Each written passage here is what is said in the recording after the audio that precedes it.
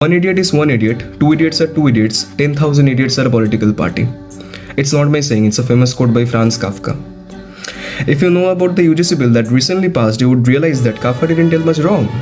In this context, I would like to have a message for the government in my own style. It's a poetry named Education is Not a Commodity, written by me. It goes like, today I stand here not as a rebel, not as a politician, but as a student. The very soul this nation claims to protect. They call it a reform, they call it a bill, but to us it feels like a verdict passed without our voice.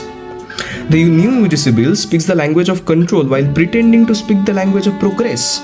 Education was never meant to be ruled by fear, never meant to bow before power, never meant to run like a corporate office where profits matters more than people. Universities are not factories, students are not products, teachers are not employees hired to obey silently. When autonomy is taken away from institutions, when voices of teachers are sidelined, when decisions are centralized far away from classrooms, knowledge stops breathing. This bill does not just change rules, it changes the spirit of education. It tells a student, obey first, question later. It tells a teacher, follow orders, not truth. It tells a university, fall in line or fall apart. But let me ask you, how can a nation that once produced Tagore, Ambedkar and Kalam be afraid of independent minds? How can a country that calls its youth its strength distrust that very youth? Education grows through debate, through disagreement, through freedom to think differently.